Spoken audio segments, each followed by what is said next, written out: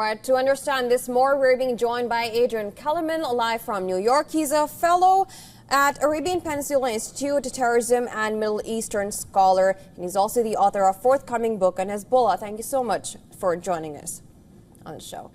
Thank you, Joseph. Right. Now, let me begin by asking you, the demand from Hamas has always been rejected by Israel. But for now that Hamas has agreed for negotiations, what could these negotiations entail for the ceasefire to come in place? Well, there's going to be parts that Hamas is going to be pushing for to make sure that there's still a viable fighting force and a ruling force within Gaza. And there's going to, and from the Israeli side, and the Israeli perspective, this one cannot happen inside Gaza again. Hamas cannot be a political force in Gaza. It cannot be a military force in Gaza. And most of all, there needs to be a release of the hostages. This has been this has been top of the discussions from day one. You release the hostages, this takes a whole new perspective. But the hostages are leverage for Hamas, which has a very weak hand and has been decimated and annihilated. This is a Hail Mary. Mr. Kellerman, do you feel a leaderless Hamas is closer to being pushed into a ceasefire deal as compared to earlier?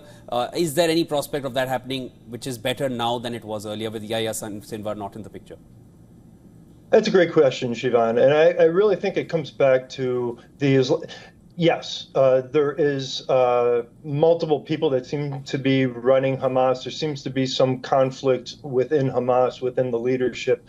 But I think all comes back to the Islamic Republic of Iran. Are they going to accept the deal? Are they going to allow Hamas to accept a deal?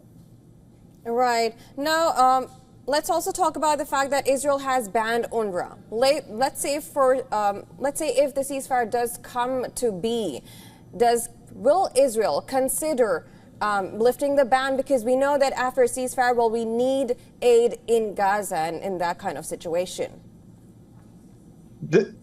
Israel will not lift that ban for the sole purpose that, and the reason that multiple UNRWA officials not only participated in the October 7th attacks, but have been discovered to be full-fledged members of Hamas. So Israel will not allow this to happen. Now, there's this narrative that there are no alternatives to get aid into Gaza, and this simply is not true. There are plenty of other organizations that have not been politicized, and really, UNRWA was hijacked by Hamas, and Israel cannot let UNRWA continue to do that. They control the not just the food shipments and those things, but going down to the very textbooks that children in Palestine, in Gaza, are learning about. It's to brew hatred and sheer anti-Semitism. So UNRWA is it's been delegitimized by this conflict. It really has. Adrian, you'd mentioned about Iran, of course, earlier in our earlier exchange. Given the kind of attacks that Israel carried out on Iran, I wanted to just get your thoughts on this. Iran, of course, claims that it largely thwarted the Israeli attack. There are reports which suggest that Israel strategically took out several of its air defense systems, which were guarding a lot of their energy facilities. Was this attack by Israel a precursor for a future attack, leaving their strategic points guardless? Shivan, that's the same question I've been asking myself, and I lean towards yes. That's a clear message to the Islamic Republic.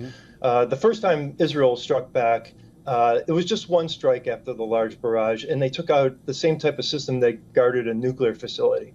This time they took out a number of S-300 Russian systems that protect the energy system. So the Islamic Republic knows that if you collapse their economy, they're going to be in a lot of trouble. And the message is quite clear. You step over the line again, we're going to hit those. Adrian Kellerman, thank you so much for joining us. Always a pleasure speaking with you and having an exchange of questions, which you always answer. Always a pleasure, Shivan. Thank you. Thanks.